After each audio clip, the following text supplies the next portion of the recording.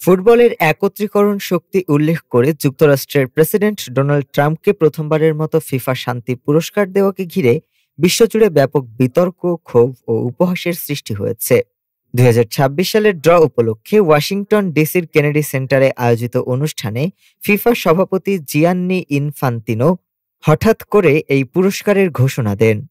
বিষয়টি ছিল সম্পূর্ণ অপ্রত্যাশিত, কারণ পুরস্কারটির কোনো পূর্ব ঘোষণা, নীতিমালা বা স্পষ্ট মানদণ্ড আগে জানানো হয়নি।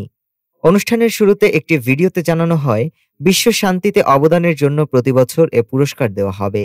এরপর ইনফান্তিনো ট্রাম্পকে মঞ্চে ডেকে মেডেল পরিয়ে দেন। তবে পুরস্কারের কাঠামো ও নির্বাচন প্রক্রিয়া না থাকায় সামাজিক যোগাযোগ মাধ্যমে ব্যাপক সমালোচনা শুরু হয়। সমালোচকরা একে রাজনৈতিক নাটক এবং শান্তির ধারণার অপমান বলে উল্লেখ করেন। মানবাধিকার কর্মীদের মতে, ফিফা যেখানে রাজনৈতিক নিরপেক্ষতার কথা বলে, সেখানে এমন একটি সিদ্ধান্ত স্পষ্ট দ্বৈত মানদণ্ডের উদাহরণ।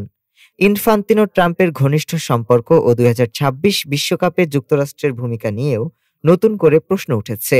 বিশ্লেষকদের মতে, এ ঘটনায় ফিফার বিশ্বাসযোগ্যতা আরও ক্ষতিগ্রস্ত হয়েছে। ডেস্ক রিপোর্ট, আজ বার্তা।